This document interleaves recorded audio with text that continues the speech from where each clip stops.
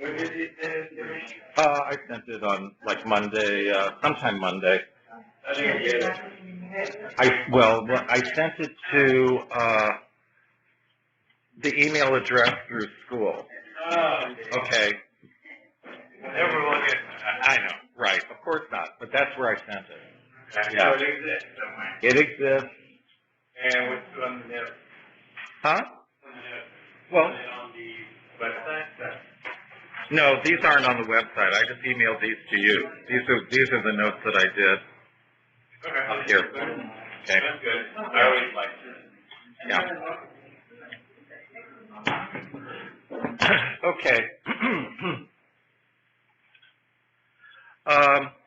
The homework 11 is due on Monday, and then if you want to go for 5 extra points on the test, when finished up that integration problem that I kind of got halfway through, you need to do another substitution in order to finish it. You can turn that in on Friday. Okay. Extra 5 points. 5 points, yeah. So that's in my notes that I sent you. All right. We're talking in section 8.3 about this thing called center of mass or center of gravity. And we've just been looking at one dimension here. This is where we finished last time.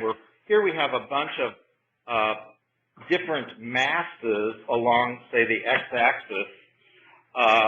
So they each have a different weight, and they're located at different points on the x-axis. The center of gravity, in other words, if you were able to kind of center all of these masses on a fulcrum so that they would just stay horizontal, is this formula here. We call it x bar, and it's the sum of what are called the moments in the numerator and the sum of the masses in the denominator. And these moments are basically the individual masses multiplied by their distance from the y-axis. Okay. All right. So now we're just going to look at what happens with 2 dimensions rather than just a single dimension. All right. So we can look at, again, we're just going to generalize it to n particles. Okay, with masses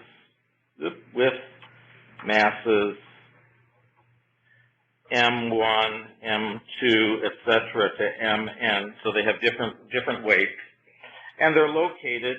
Now they're located in 2 dimensions. So they're located at x1, y1, x2, y2, to x sub n, y sub n. All right, and basically, this is the formula here for the moments. We're going to have an x center and we're going to have a y center because we have 2 dimensions. So x bar is going to be just like what we had with the one-dimensional case. It's going to be the sum of the moments, mi, xi, divided by the sum of the masses. All right? And then y bar is going to be similar. It's going to also be the masses, this time times the y coordinate of each one, and also divided by the total masses. So we get a ordered pair that is the center of gravity, so to speak, of all of these individual points. Let's see here.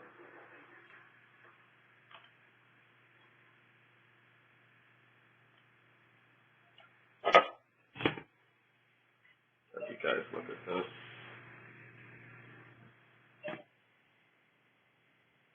Okay, so here we just have this PowerPoint. We have these various masses located at these various coordinates, and basically we're just, for the x value, we're just multiplying the mass times the x coordinate, mass times the x coordinate, and then for the y value, the mass times the y coordinate, and we're dividing it, both of them, by the sum of the masses.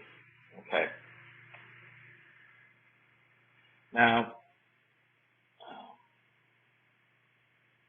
that down. Let's just look at a particular example with this.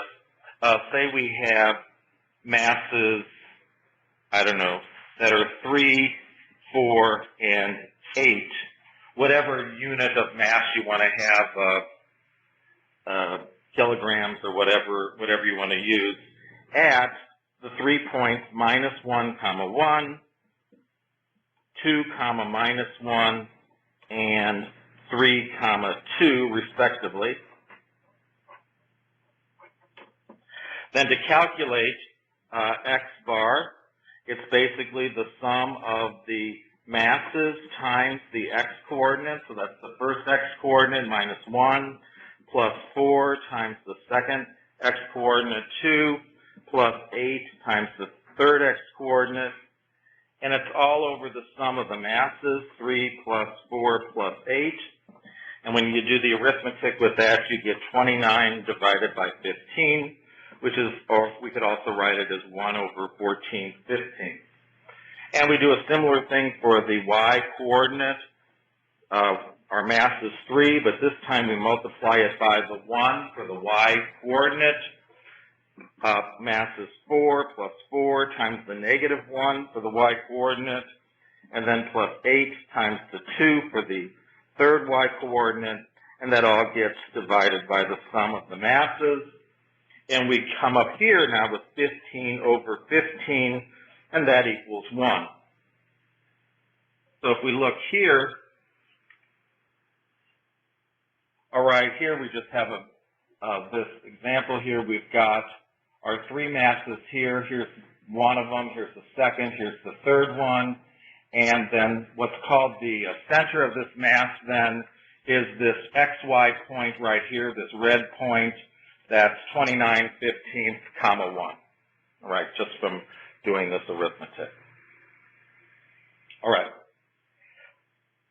So what we want to now look at is not just at individual little masses, but we want to look like at a whole sheet of material that is uniform, has uniform density. So this will get us to an integral formula. Let me get back here for you guys and get this down. All right. Okay.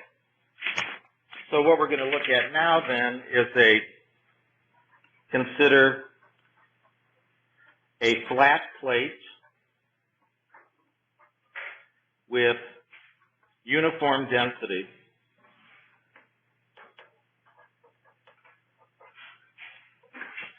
And we're going to use this Greek symbol rho to indicate the density.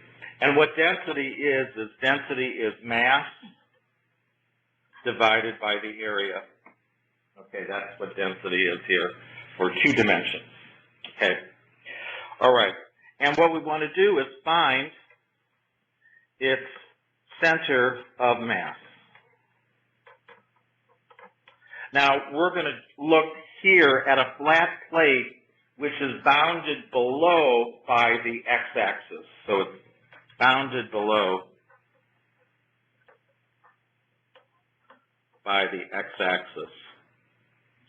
So let's just look, we'd have something like this then. Here's the x and y coordinates, axes. We'd have something that on the top is going to have some kind of shape, we don't know what, something smooth like that, and then it starts here, ends here, and then it's bounded below by the x-axis. All right. This is so this is some kind of plate, uniform density. We want to figure out its center. So what we do is we divide this up into little strips. So we take a vertical strip here, all right? And the width of this is delta x. So this should look familiar. We're going to end up with an integral when we finish with this. And right here in the middle, we'll call that x bar sub I. Okay, so that's, and then up here, this point right up here then, that is the function value at x bar sub I, because it's right there on the plate. So this is f evaluated at x bar sub I, right up there. And then midway between, we have this point right here, and its coordinates are, well, its x coordinate is x bar sub I. The y coordinate is half of the distance to the graph. So the y coordinate is 1/2 times f x bar sub I. All right. Okay. Now, this particular, let's just look here at this. We're going to sum up, this is for the moments. And first of all, we're going to look at the moment of the x's. Okay, let's just put the moment of the x's. So it's going to be the moment is the mass times the distance. Okay, that's what it is. So we're going to have a summation here, because we're going to have all of these individual sections. The mass part of it is basically going to be the area times the density. So what's the area? So say, so we just put a little rectangle right at the top there. The area of this is going to be the y value f x bar I. The width is delta x. All right, that gives us the area of that rectangle. And to get the mass, we have to multiply by the row. So this part right here represents the mass of that particular strip, area times the density. And then for the moment, we then have to multiply that by the value of x bar sub I. And then we sum all these up as I goes from 1 to n. So we're summing up all these strips. And then we want to make the strips smaller and smaller in width, because we're trying to figure out the whole center of gravity of this entire sheet. So then on the front here, we do the limit as the ends, basically as the ends go to infinity, which is the same as the delta x's going to 0. All right? So what does this give us? This looks like what you had seen in Calc 1 as some kind of integral formula. So in the limit, this is going to be the integral. Let's call this x point A and point B there on the x-axis. The integral from A to B of rho, then we have an x here, and then we have an fx here, and then we have our dx. Right? So I've accounted for all those parts there, and that's going to be the moment of the x. This is really the moment with respect to the y-axis with respect to the y-axis, because we're looking at the distance of x from the y-axis. All right. The book uses the notation that this is equal to capital M sub y, or with respect to the y-axis. All right. Let's see here. Oh, got a little PowerPoint diagram of this right here.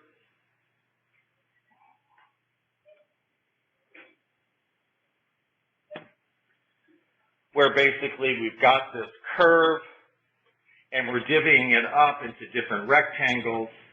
So here's our representative rectangle. We've got our center value of x. We've got our mid y value there. That's 1/2 of the f value, and we're going to be then summing these up to get our integral. Okay. All right.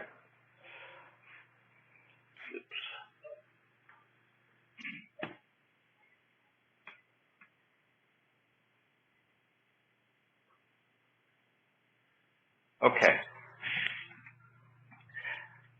Now, similarly, we can get a value for mx. This is the moments with respect to the x-axis.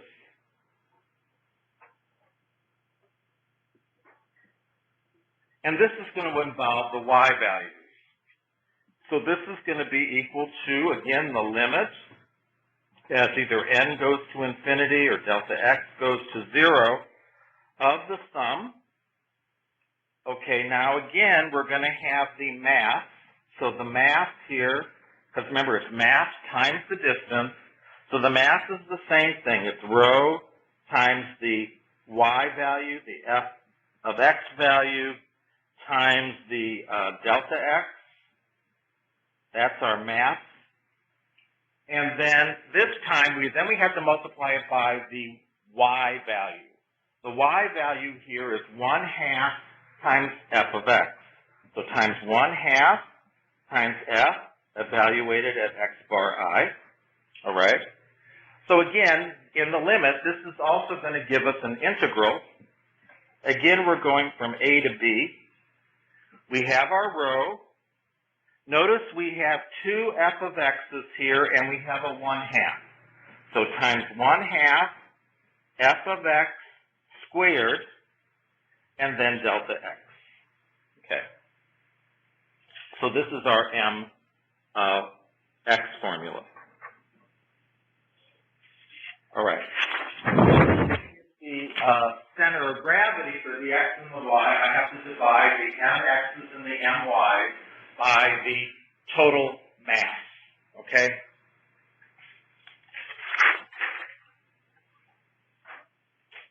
So now, divide each one by the total mass. Okay, now, again, the mass is going to be equal to the density times the area. That's what the mass is going to be. So we know that the area is just that integral from a to b of f of x dx. That's our area. So to get the mass, I just have to multiply that by rho. So it's going to be rho times the area from integral from a to b of f of x dx. All right. So then we're going to combine this and the previous formulas to get this. That for the x-coordinate, it's going, let me put the rho out front. We have a rho in each one of these. It's going to be rho times the integral from a to b of x times f of x dx. And that's going to be over, again, we're going to have a rho for the mass, and that's the integral from a to b of f of x dx. Notice both numerator and denominator have that common number of the density rho, so they can be canceled out. So I can just cancel them out, and that becomes my formula for the x value, that is the center of mass. The y value, then, I'm going to use my formula for when I did the y's, and so I'm going to put the rho out front again. That's going to be my integral from a to b. Now this time it is 1/2 f of x squared dx on top, and the bottom is going to be the same mass, total mass, rho times the area, so the integral a to b of f of x dx. And again, I have that common number on top and bottom that I can cancel out. So this ordered pair, this x bar, y bar, ordered pair, is the center of mass of this sheet. Like that, okay? And it has a name. It's called a centroid.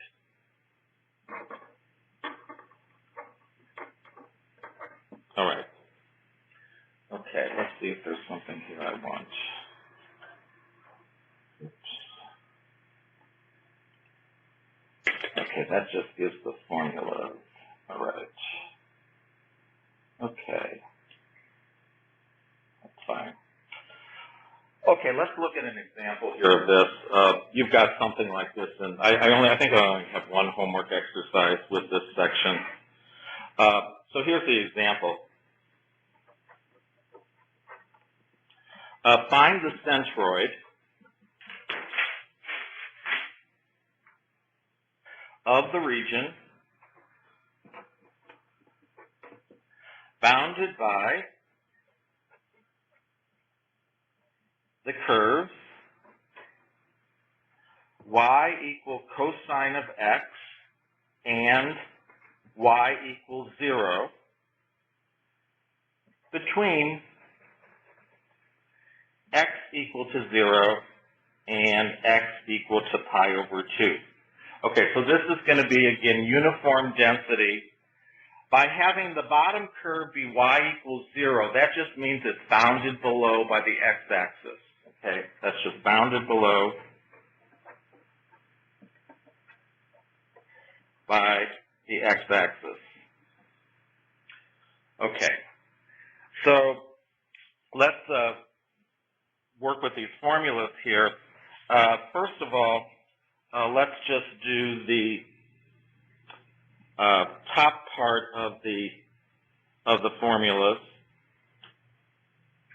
Or do I want to just do the? Let me do the area first.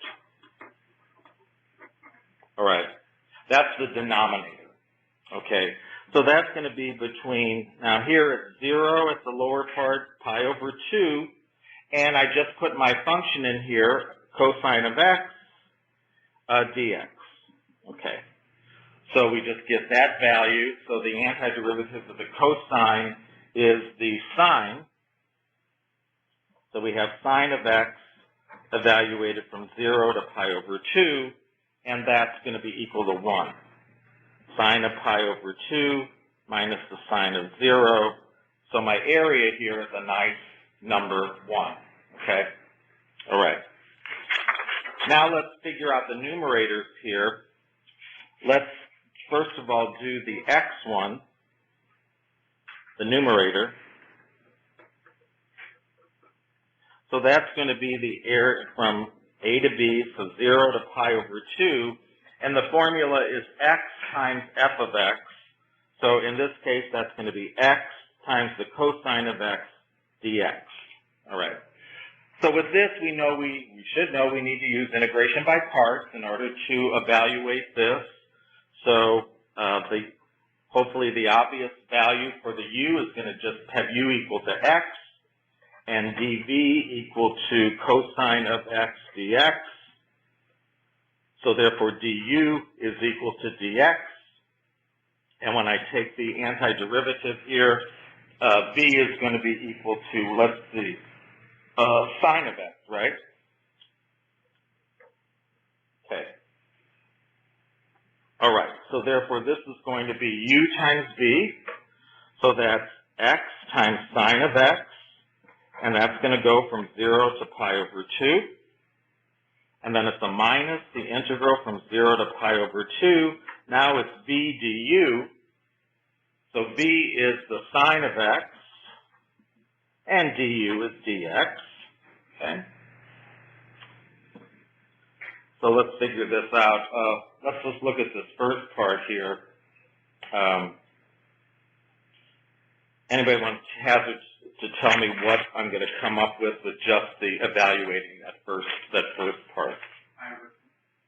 Yeah, I'm just going to get pi over 2 here because I plug in the pi over 2. Sine of pi over 2 is 1, and then when I subtract, I just get a 0. So that first part is just going to be pi over 2. Now let's figure out what I get here, minus. So the antiderivative of the sine is what? Yeah, negative cosine. So watch out for the double negatives here. Negative cosine. And then that's going to go from 0 to pi over 2. So what do we get here? We get pi over 2. I've got a double negative here, so I can just replace that with a plus. And then what do we, cosine of pi over 2 is 0.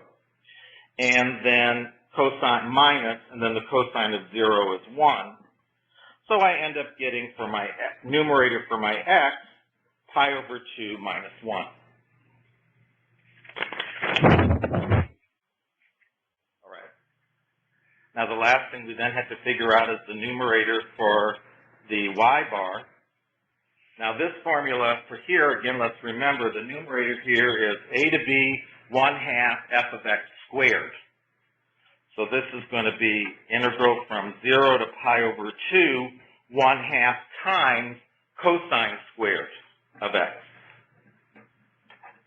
All right. Okay, so we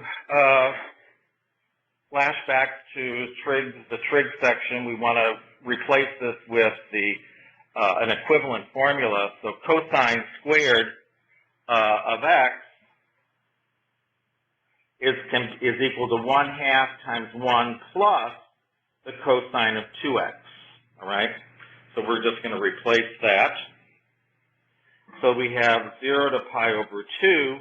Now I've got 1/2 times 1/2, so that's going to be replaced by 1/4 times 1 plus cosine of 2x dx, like that.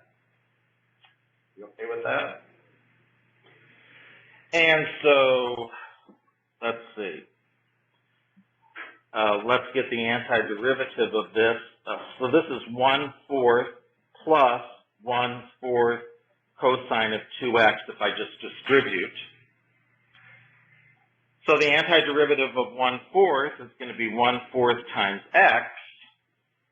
And then what's the antiderivative of 1/4 times the cosine of 2x?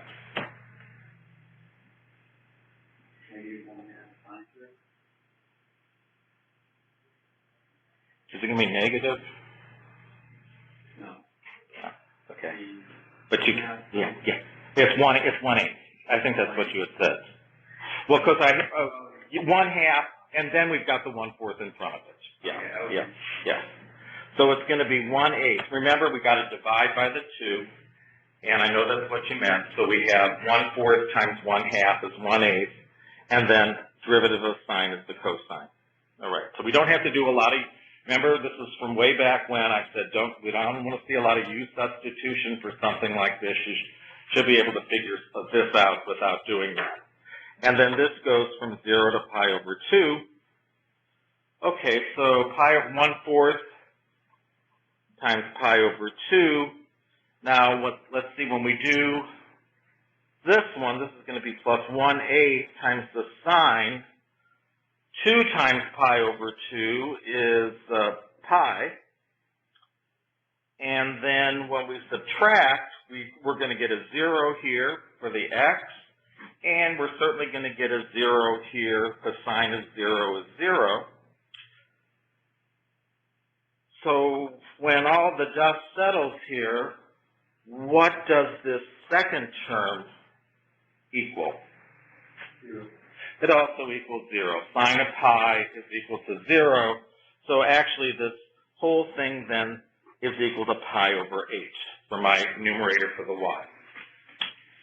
Okay, so let's just put it together here. We've got the numerators and denominators. So the centroid is equal to, which is x bar, y bar. Okay, we figured the numerator for the x was pi over 2 minus 1. And then, well, remember we got the denominator was equal to 1, so I don't even have to write it like that. And then for the y, we got pi over 8 divided by 1. So it's just pi over 2 minus 1, comma, pi over 8. That's our center of mass for that particular shape. Right? So that's the kind of thing you'll have on a homework, one homework assignment, is that kind of calculation. I'm not going to do a problem with this, but let me just say this can be generalized because this problem that we just did involves where the curve, we have a curve up here, but down below we just have the x-axis. So this can be generalized to where we have a curve and then a curve down below, all right? So the area is bounded by two curves. So let's just look at that, what I'm talking about. Generalize to the area being bounded by two curves.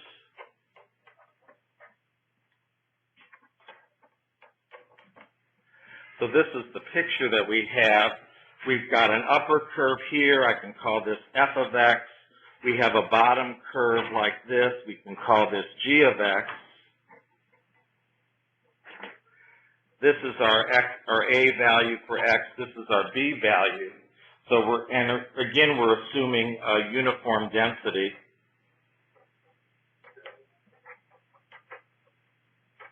Okay. So therefore, these are the formulas then that we get for the x bar and the y bar. The x bar is going to be integral from a to b of x times the difference between the upper curve and the lower curve, dx. And of course, it's all over the map, the area, and that's a to b of the bigger curve minus the smaller curve, dx. So the difference between these two integrals is one has the x here, the other one doesn't. Now the y bar is a little bit more complicated. It's the integral, the top part is the integral from a to b, and what this all simplifies to is this.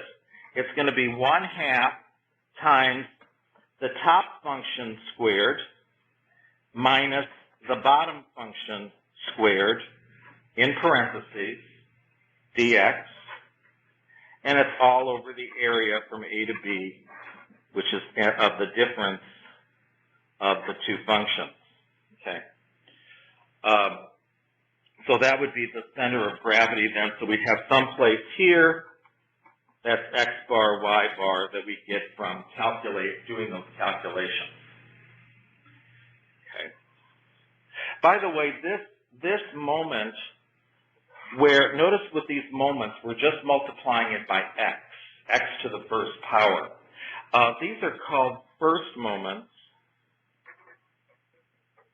So in physics, then you can have second moments, and that's where that's where we multiply by x squared, all right, rather than x. All right. So, but here we're just looking at first moments. And offhand, don't ask me for the application for second moments because I'm not prepared for that. But these first moments, these give us the center of mass. All right. So certainly, if you're building something, I would imagine that you'd want to make sure that it doesn't topple once you put the final brick in. You know. So that's just one thing that comes to mind, is you want to make sure that everything is such that it all holds together and doesn't fall apart at some point. Okay. So that's all I wanted to say then about this one application in section 8.3. And what I want to do next then is go on to a couple of sections in chapter 9. And this leads me to a class that I'm teaching at UMSL, Introduction to Ordinary Differential Equations. So this will give you a hint at what they see in the first, say, week or so of class in my class that I teach there. All right.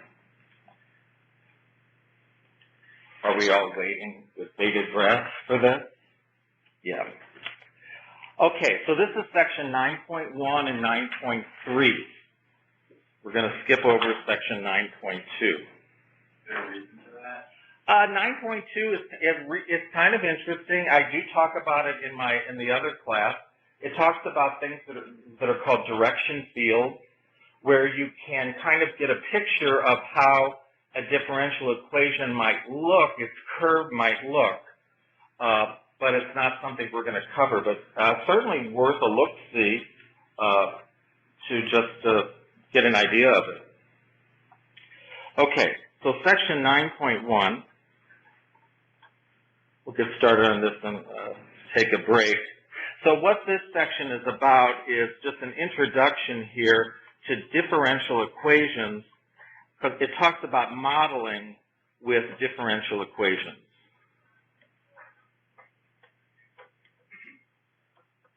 Okay, so what we know here is that when we're talking about real-life situations and we're trying to get a mathematical model for real-life situations, that one thing changes in reference to something else, all right? So we have one thing changing, and that in turn causes something else to change, some other variable to change. So that's what happens in life. We have change.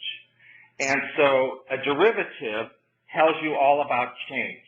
Remember, it's the change, it's basically the change in y over x. So it gives you that, derivative gives you that instantaneous rate of change, and that's at the heart of differential equations. Okay, so let's just look at a couple of examples here. First of all, if we're trying to model population growth, and this doesn't have to be people, it could be microbes, it could be any kind of population or quantity. Let T represent time, and capital P represents the size of a population. Suppose our working assumption is this, is that we're assuming that the population changes proportionally to the size of the population. In other words, the bigger the population gets, the faster it changes. All right? So we're going to assume that the rate of growth is directly proportional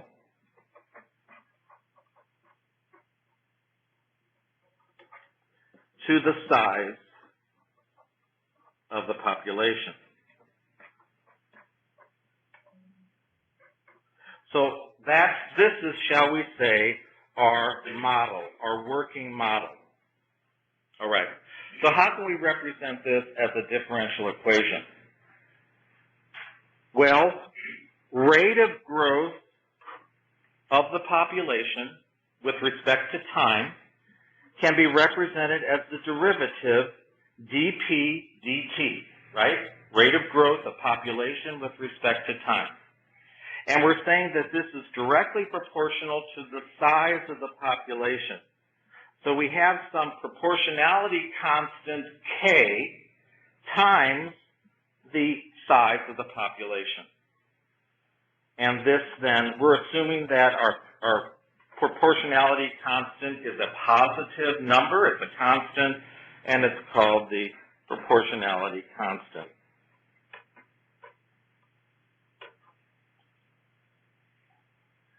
Whoa, what is going on here? Hold it, all kinds of stuff. Dr. Smith, I was wondering how the point values on the quiz are worked out.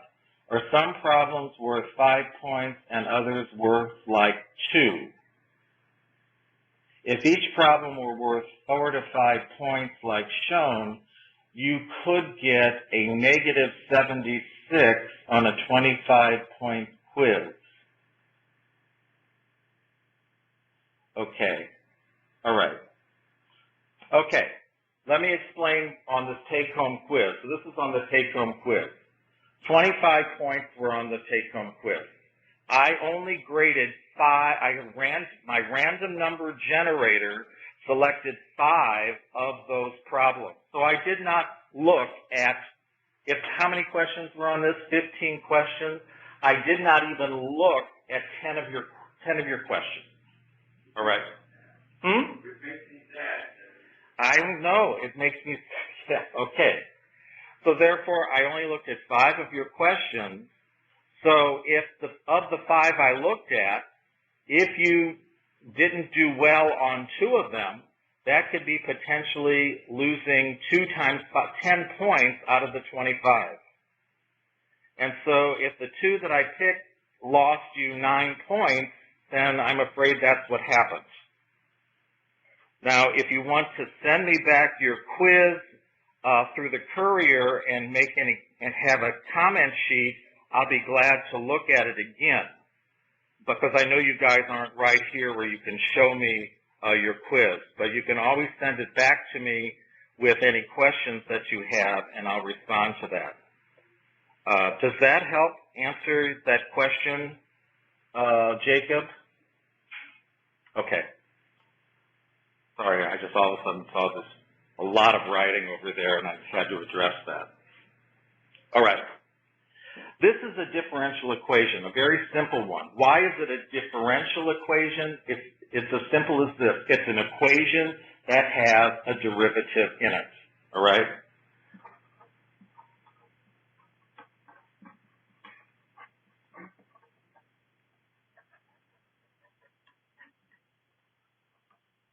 Before we look into this then, this equation is called a first-order differential equation.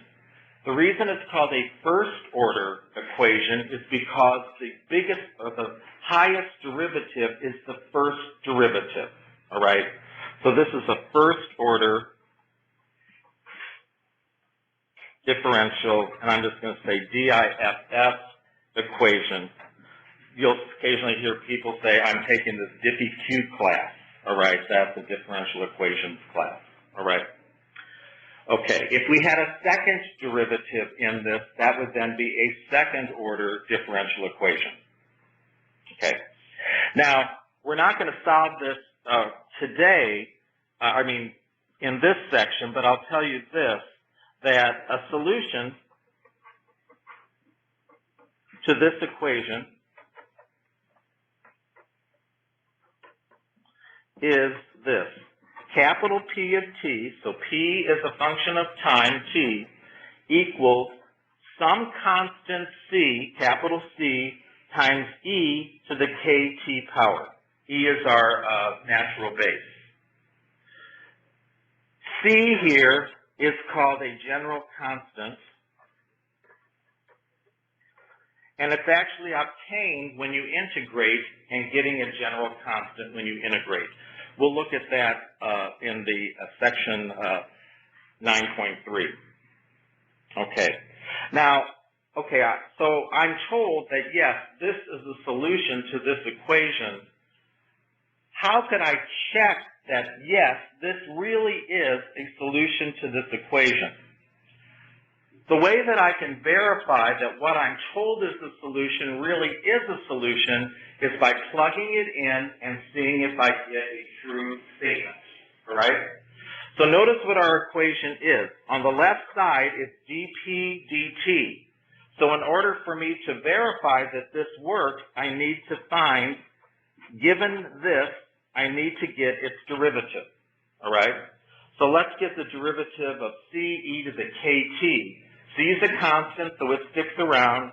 By the chain rule, the k comes down also. So this is k times c e to the kt for my derivative. Everybody okay with that, just from the chain rule? And what is this?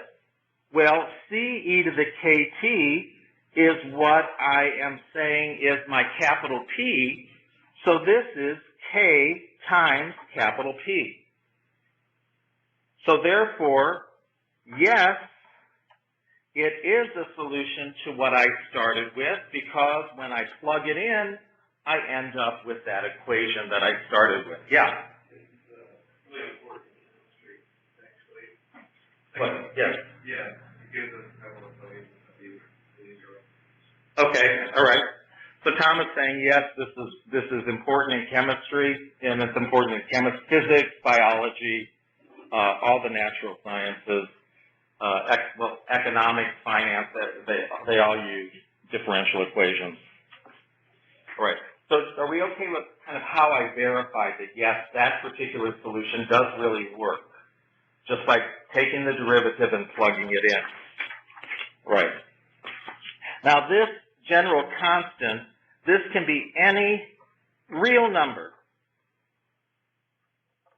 All right. But you know what? In this case, it doesn't make any sense. If we're talking about population, it doesn't make, we don't have a negative population. All right. So we're going to say it would be any real number larger than 0. All right.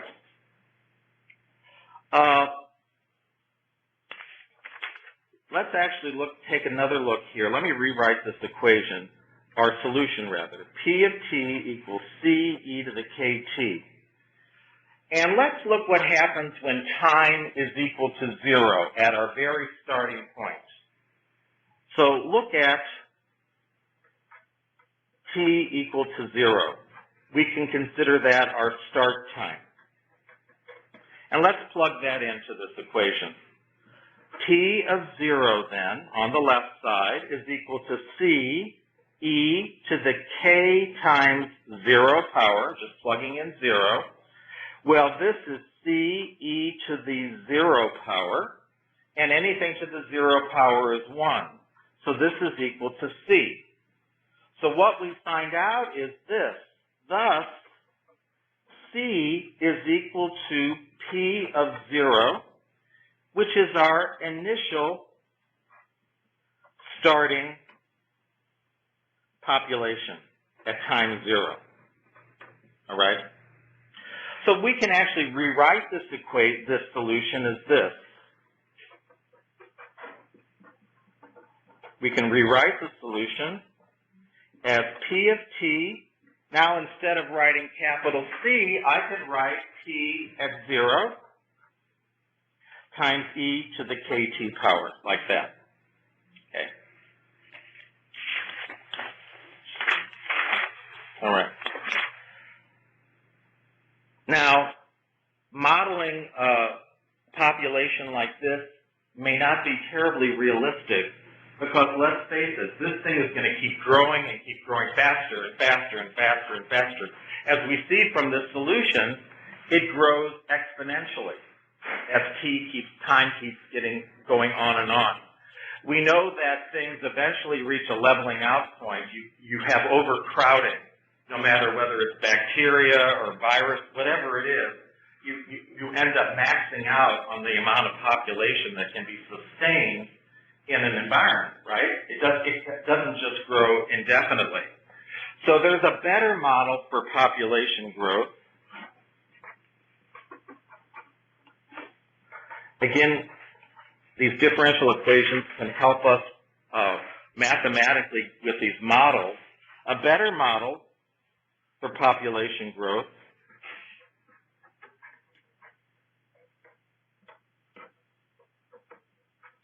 is this. dp dt, so this is our change in population, is equal to this now. Okay, I've got the k times p, but then I also have it being multiplied by a capital M minus t. Now, this capital M is our population capacity. In other words, it doesn't want to get bigger than that number. So this is our population capacity.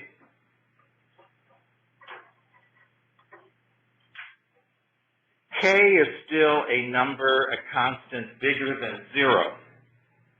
So let's see what happens here. If our population is bigger than our capacity, so in other words, if capital P is bigger than M, well, what happens?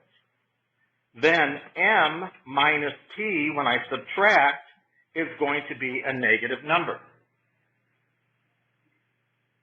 What that's going to mean then, now K is a positive number, that means that our change in population is going to be a negative number, dp dt, because we're multiplying a positive by a negative number.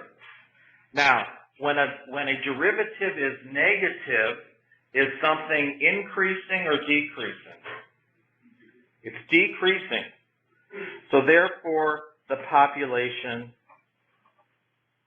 is decreasing. So this model, so therefore when the population gets too big, it starts to go back down again, all right? And then similarly, if our population is less than our carrying capacity, we can do the same kind of logic and show that the population is increasing because dp dt in this case will be a positive number. Okay, all right. So this is a little bit better model than the one that was presented initially. Why don't we take a 5-minute break here and we'll look at another kind of model, a mechanical kind of model, and so continue.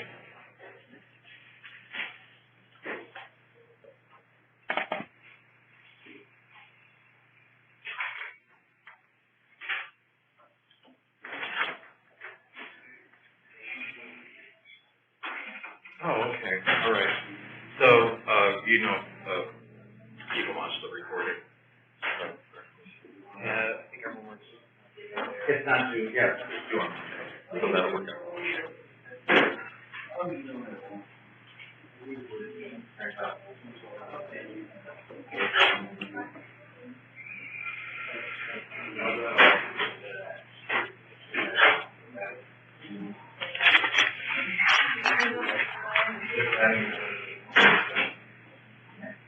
Yeah.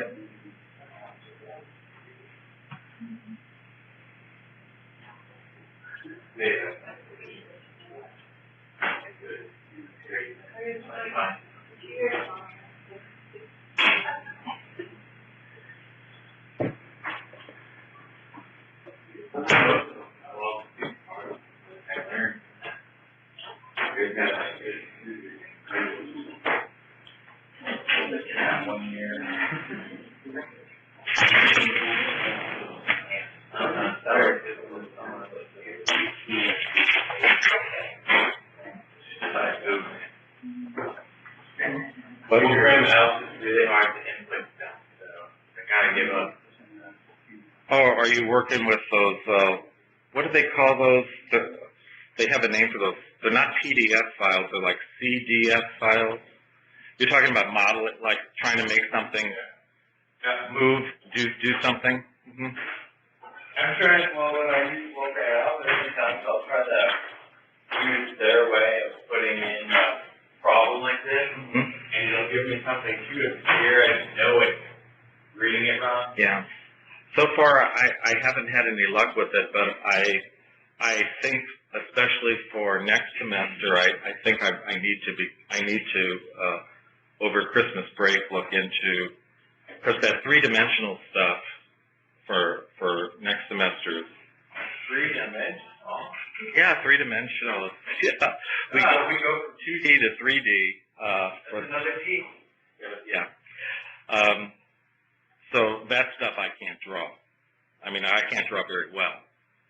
So try to get stuff that can show it. I don't have over winter break required classes. Well, that's good. Then you can get started on reading the Calc 3 chapters.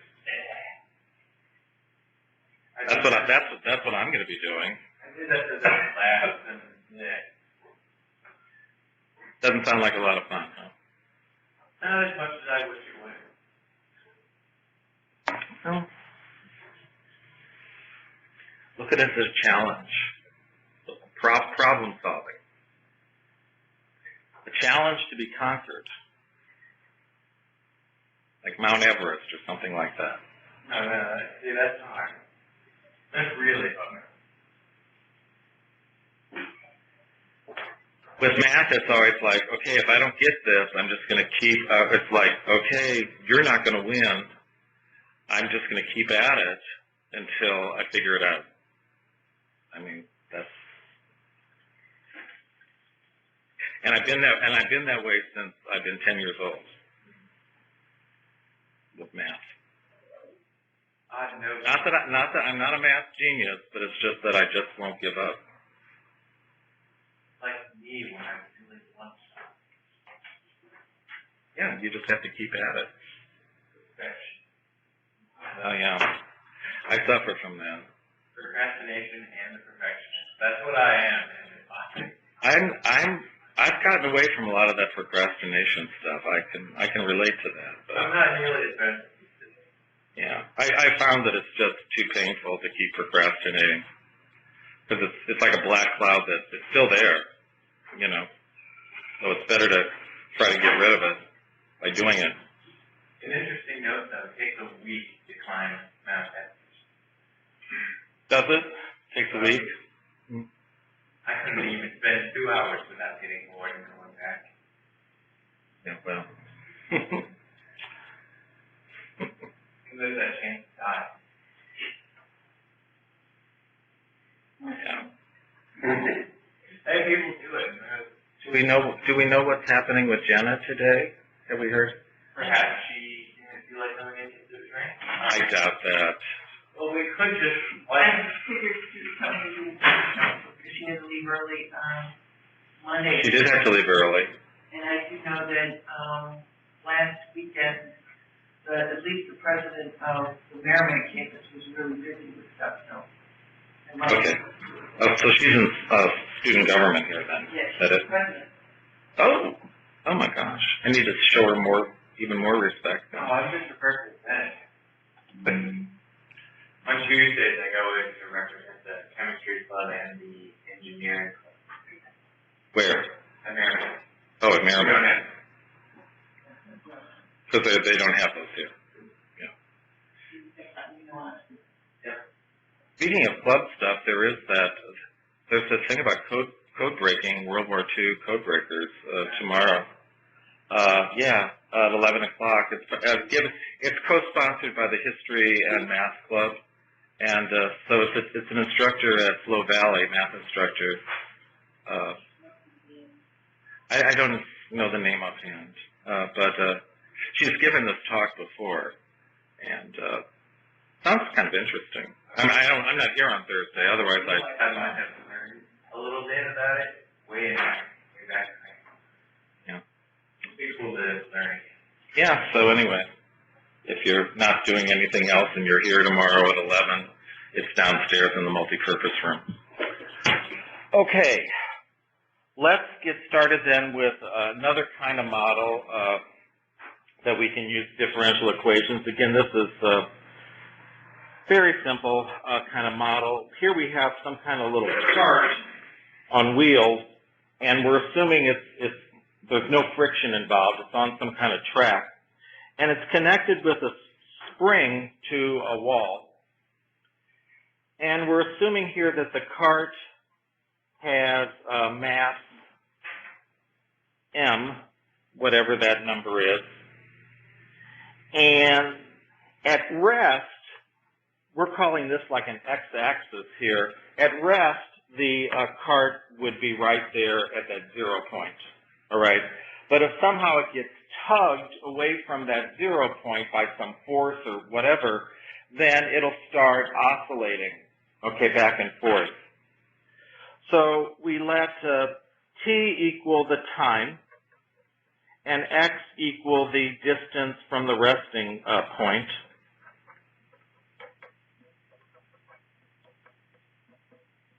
All right.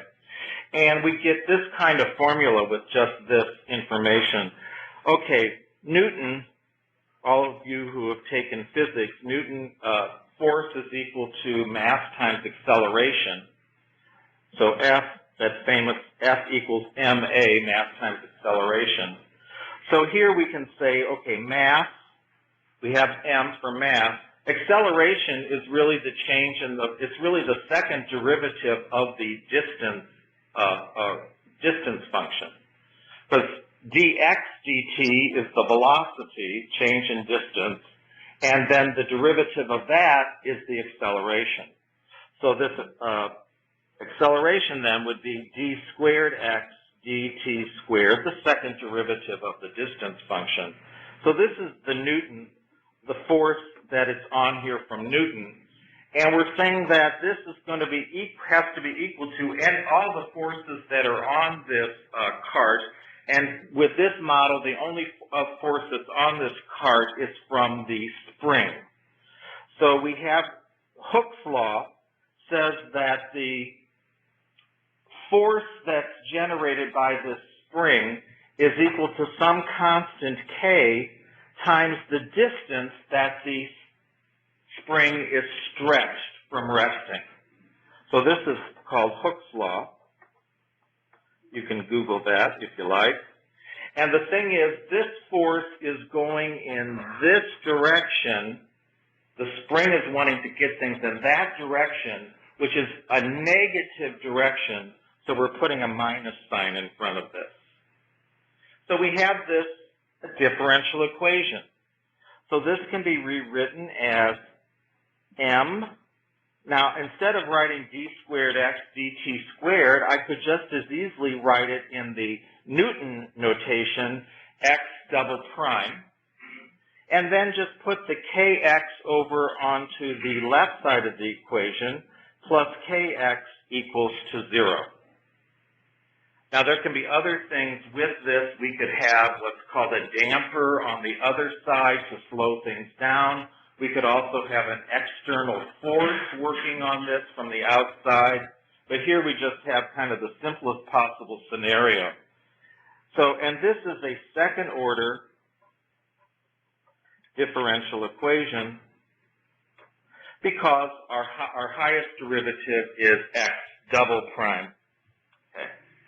So that's another very straightforward or simple example. Okay, what we're going to look at here then is solving a differential equation and what it means to solve a differential equation. When we're working with algebra, we're used to the solutions being some number or some set of numbers. With a differential equation, the solution is not a number. The solution is the function that satisfies the differential equation.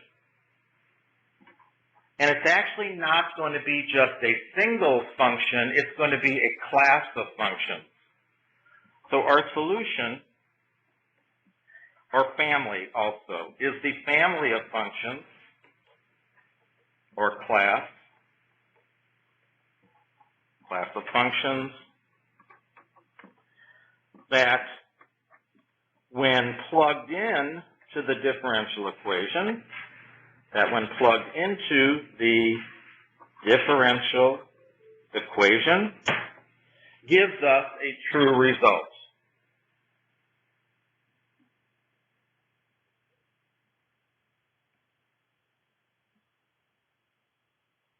All right. So let's look at a very simple example here. Let's look at example y prime equals x to the third power. All right. This is a differential equation. It has a derivative in it. It's an equation. Now, the better way to look at this, instead of looking at using the notation y prime, it's better to immediately put that into the equivalent notation dy dx. And so dy dx is equal to x to the third power. So we're going to rewrite it like this. All right. And there's a reason we want to rewrite it like this. What we're going to do next with this equation is we're going to multiply both sides of it by the dx that's in the denominator. And you can do that. Multiply both sides by the dx that's in the denominator. So when we do that, we obtain dy on the left-hand side, because the dx's cancel out, equals x to the third dx. All right? So what do you think we might want to do now? Integral? Yes, we want to do the antiderivative or the integral of both sides. Yes. Thank you, Annalie. Yes, integrate. So we're going to integrate. So integral dy equals integral x to the third dx. All right. Now the left one, note here our left one has the variable y. So this is really 1 dy. So its antiderivative would be what? Just y. I want to use the correct variable. So on the left side here, we have y. Now, on the left side, we're going to have x to the fourth over 4, and we do want to put in a plus c for our general constant of integration. We only need one of these. I don't need to put a plus c on the left side and a plus c on the right side. So we only need one. All right. Okay. And this is our solution. This is called, by the way, this is called the general solution. And we know that C equals any real number. It's a general constant. Okay? And of course, we can verify, yes, this really is a solution by doing this. Verify. Take my proposed solution and plug it in. Go way back up here to my original equation and plug it in. So on the left side, it's dy dx. So if my y is equal to x to the fourth over 4, I do the derivative of that, I end up with x to the third. And my c, because it's a constant, goes to 0. All right? So this is what I end up getting. And yes, that is a true statement because that is the equation that we started with.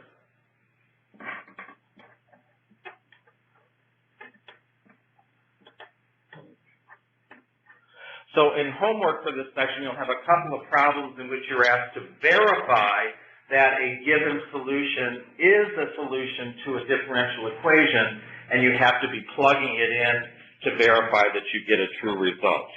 All right. Now, suppose in this particular case, suppose we also were given some other information. Suppose we were told, or maybe it was an experimental situation and we knew that when x is 0, then y is equal to 5.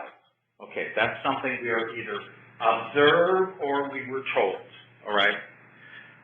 Okay, when this is the case, we can then solve for c. We can solve for a particular value of c.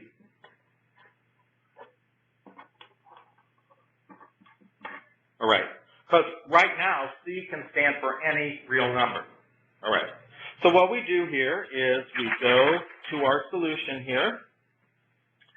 We plug in 0 for x and 5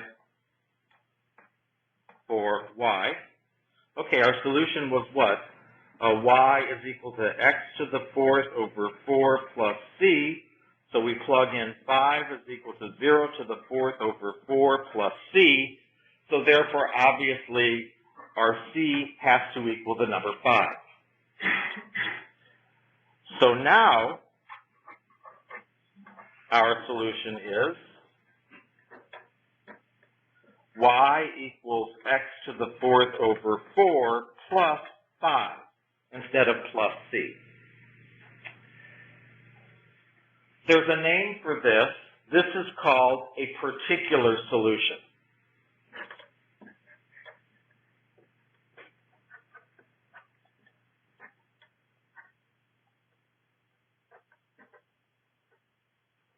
All right. And there's another bit of terminology here. When we're given this kind of an information, this is called an initial condition. The info we got, i.e. that, when x is 0, y is 5, is called an quote-unquote initial condition. Right. Finding a particular solution when we are given an initial condition is called an initial value problem. Okay? So a problem that contains an initial condition is called an initial value problem. All right. Okay. One thing I want to point out here on this is going way back to the page before, this business about, okay, we're told that when x is equal to 0, y is equal to 5. All right, I purposely wrote it out long like that. But what you're going to see is this. You're told that y of 0 is equal to 5. That's what the kind of thing you're going to see. That means x is 0, y is 5. So when you see this kind of thing, that's what it means. Y of 0 equals 5, or whatever other combination you get. Okay.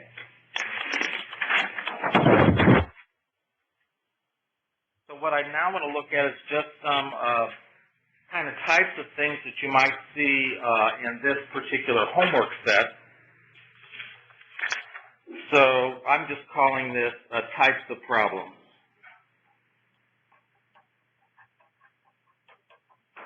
All right. All right. So the first one is this. Show that y equal to 2/3 e to the x plus e to the minus 2x is a solution to y prime plus 2y equals 2e to the x. All right. So what we have to do here is basically plug in to the equation and see if it works.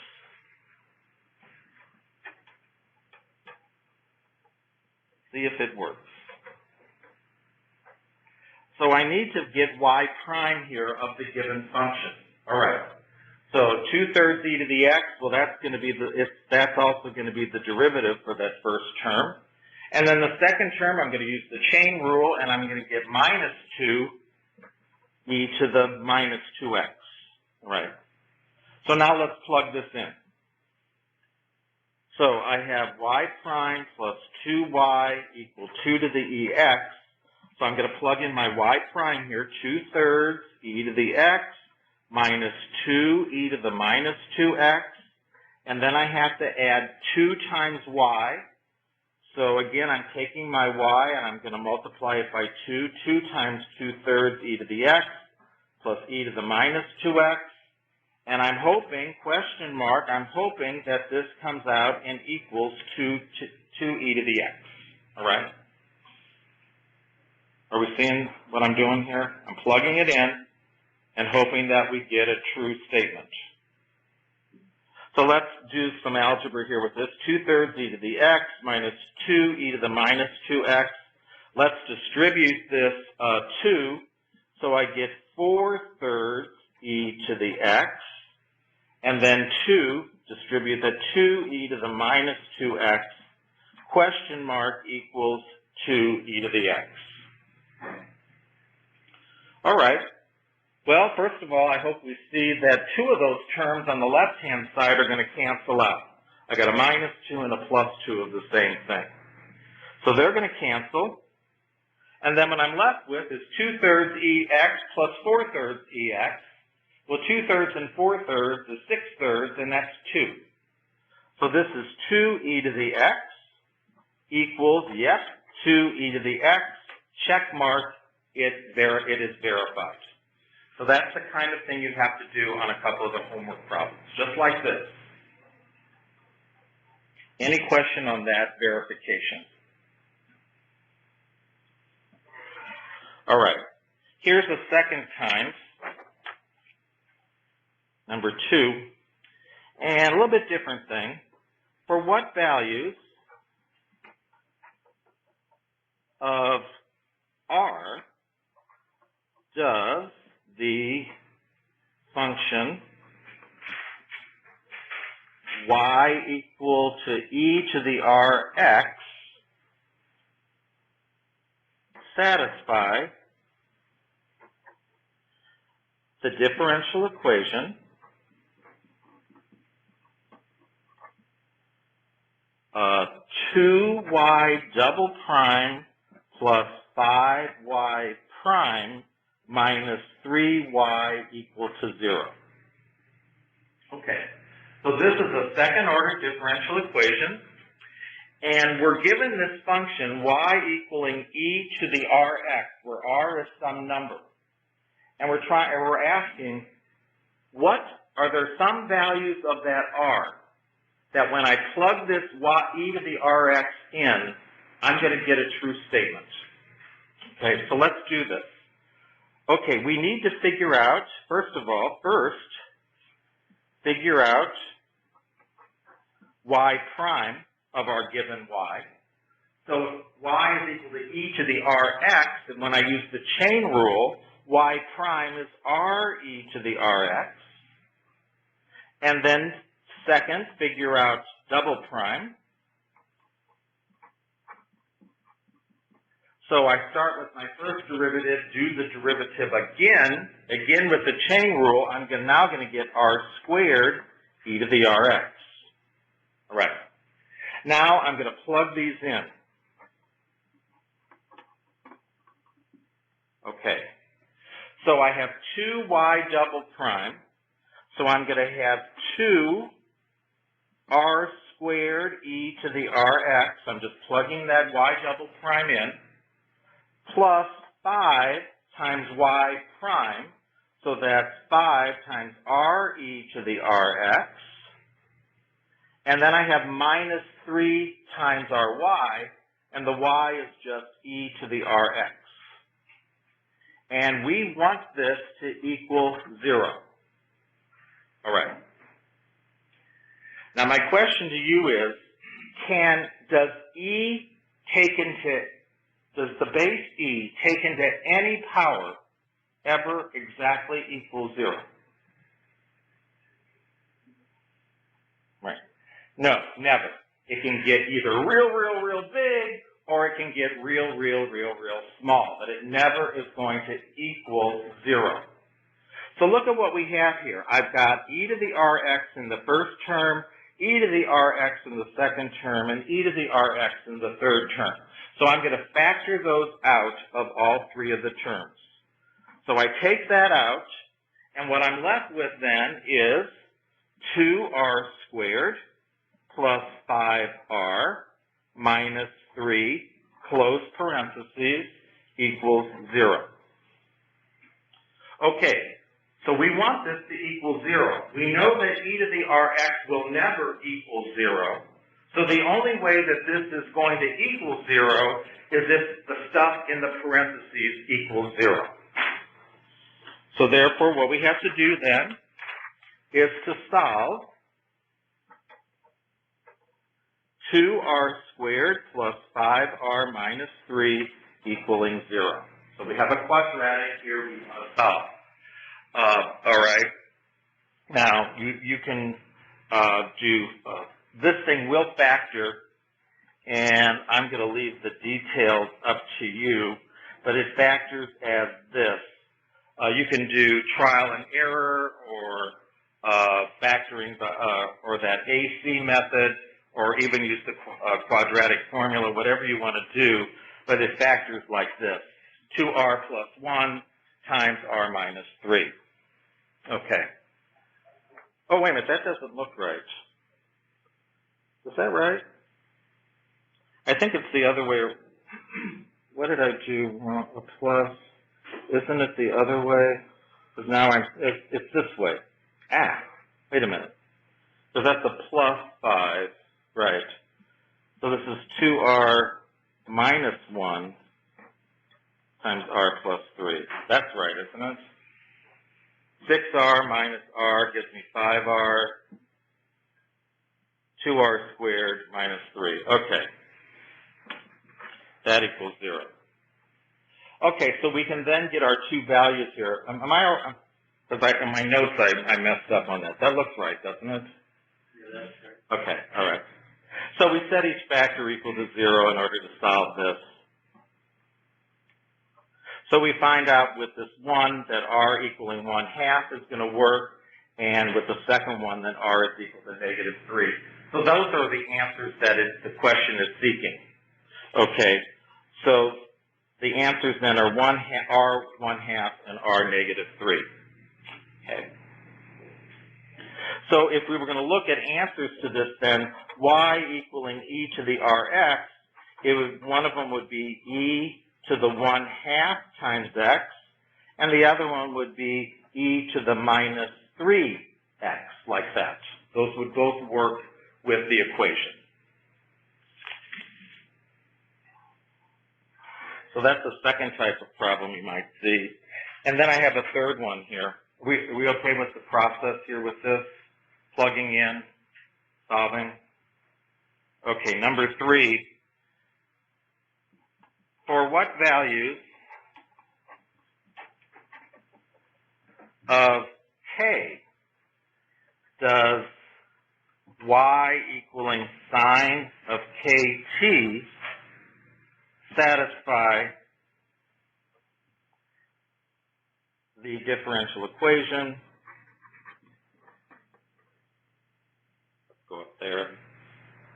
4y double prime equals -9y. All right. So again, this is a second order equation here. So we do a similar thing to what we had done with the last problem. We figure out what y double prime is of our proposed function.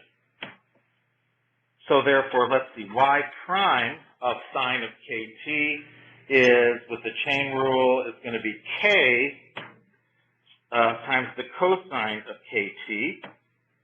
And then the second derivative, y double prime, again the chain rule, so I'm going to have k squared, but the derivative of the cosine is the negative sign, so I'm going to have minus k squared sine of kt for my second derivative. All right, now let's plug this in. So on my left side, I'm supposed to have 4 times minus k squared sine of kt equals -9, and my original y is sine of kt. All right. So let's get rid of the parentheses here. So what I have on the left is -4k squared times the sine of kt has to equal -9 times the sine of kt. Now this equation needs to be valid for any value of t. All right?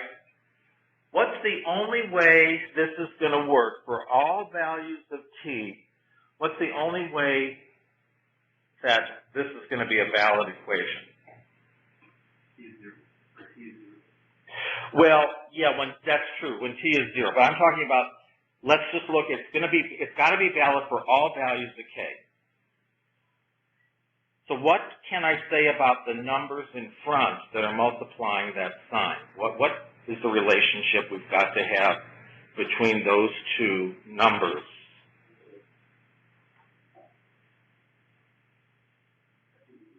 Yeah, they have to equal each other. The only way this is going to work, because sine goes up and down, all right? The only way it's going to work is if this number here that's multiplying the sine and this number here that's multiplying the sign, if they're equal to each other. It's the only way. So what I can say then from here is that we have to have this. So therefore, minus 4k squared has to equal minus 9. Now we're going to solve for k. Well, for starters, both sides have minuses, so let's multiply by a negative 1, and we can get that 4k squared is equal to 9. And now let's isolate k. So we're going to divide by 4, so k squared is equal to 9 over 4. And now I do the square root of both sides.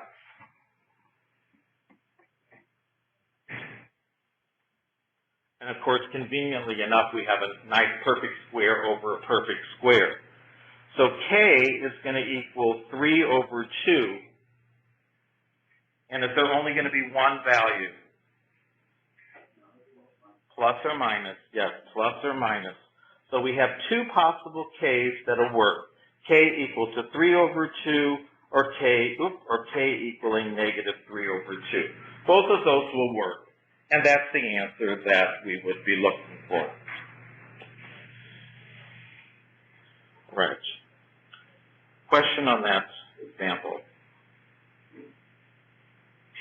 All right, that is what I wanted to cover from section 9.1. We can get a little bit started here with 9.3.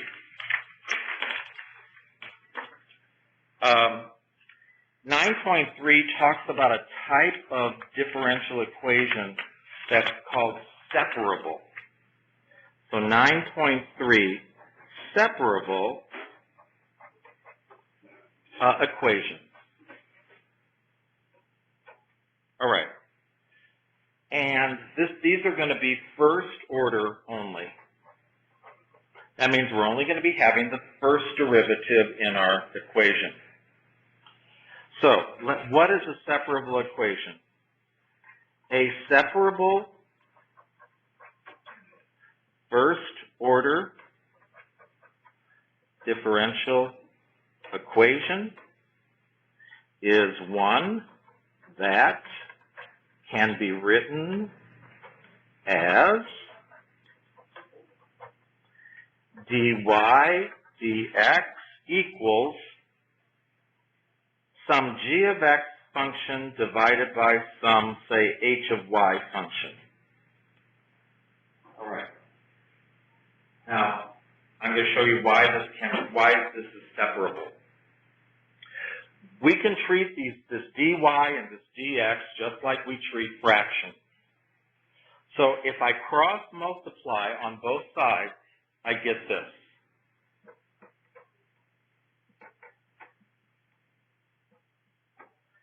H of y times dy on the left side, g of x times dx on the right side. Notice what we have here. All the y stuff,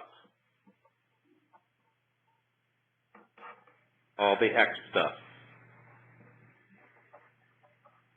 That's why we call them separable, because we can separate the x stuff from the y stuff, so to speak. One on each side of the equation. What's that now? I'm hearing. I don't know. It might be. Nobody's putting in a question, but I think I did hear some beeping too. I don't know. Who knows? So what can I do now to both? So look at what I have. So I've got this thing right here. So what can I do to both sides? Integrate, right. Integrate both sides.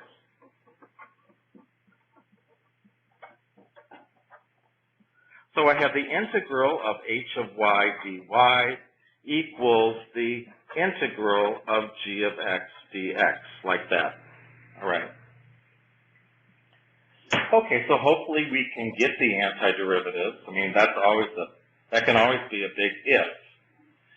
And so let's call k capital H of y, the antiderivative on the left side, equaling capital G of x, the antiderivative on the right side. And again, we only need one general constant.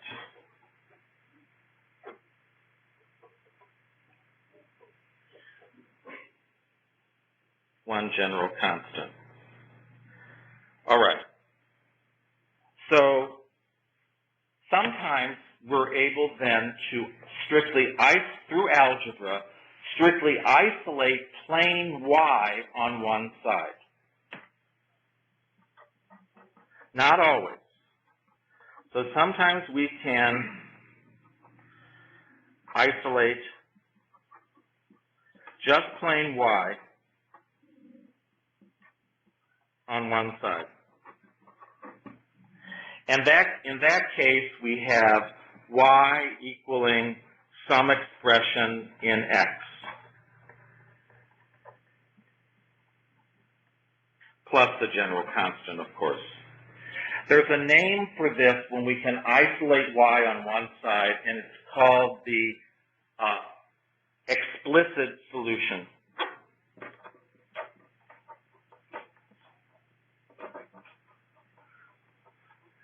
So when you look at the homework for this section, I'll say that whether I want an explicit solution or not in the homework, all right?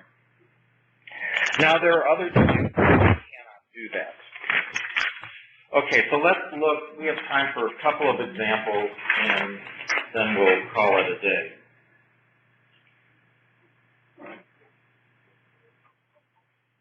All right. So say this is our equation. dy dx equals x squared over y squared. All right. Hopefully we can readily see that I can cross multiply and get all the y on one side and all the x on the other.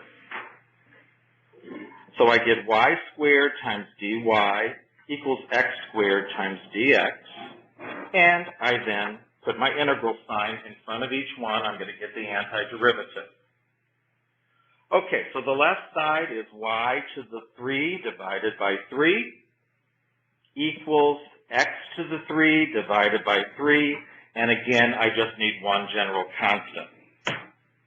Okay, I want to make you realize that this C stands for any real number. Okay. Now let's see here. In this case, we can actually then go a couple of steps and just solve for y. Just have y on one side. A first step we can do to both sides of this equation is say multiply by 3. All right? So if we multiply everything by 3,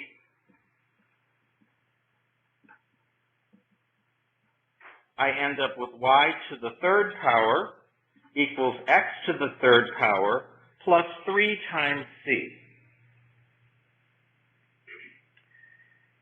And then, now what can I do to both sides so that I explicitly have just y on the left side?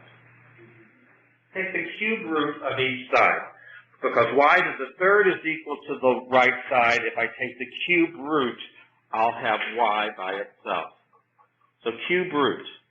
So now I just have plain y, and I put cube root of the entire right side, like that. And this is an explicit solution. Now, here's one thing that I want you guys to get used to with these. C stands for any real number.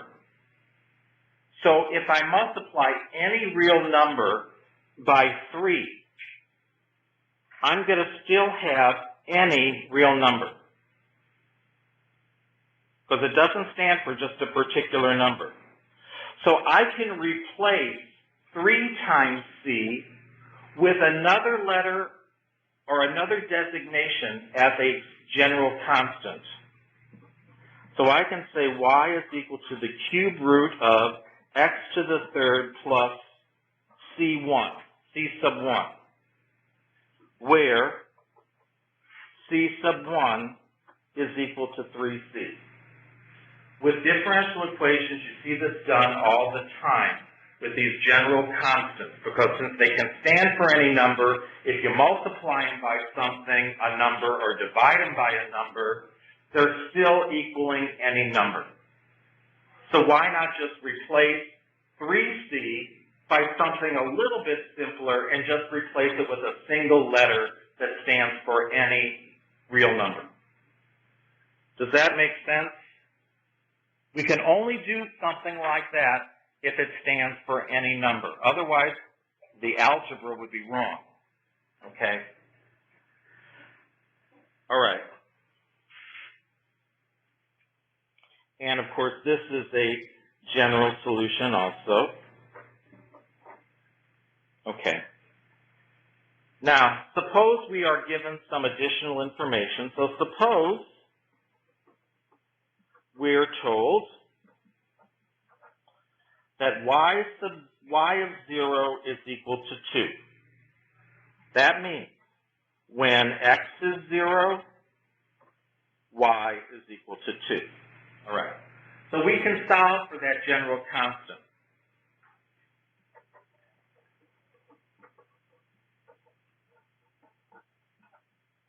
We can solve for that c sub 1. Okay, let's put in the numbers here. Y is 2, so I have 2 equals the cube root of 0 to the third power plus c1. So therefore, 2 is equal to the cube root of c1. So what does c1 have to equal for 2 to be its cube root? 8. It has to equal 8.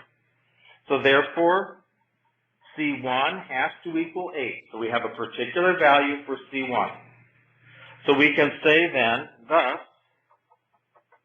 y equaling the cube root of x to the third plus 8 is our particular solution.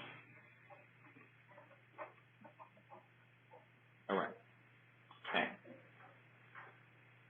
And you'll have some of these kinds of problems in homework where you're given, again, remember, this is called an initial condition.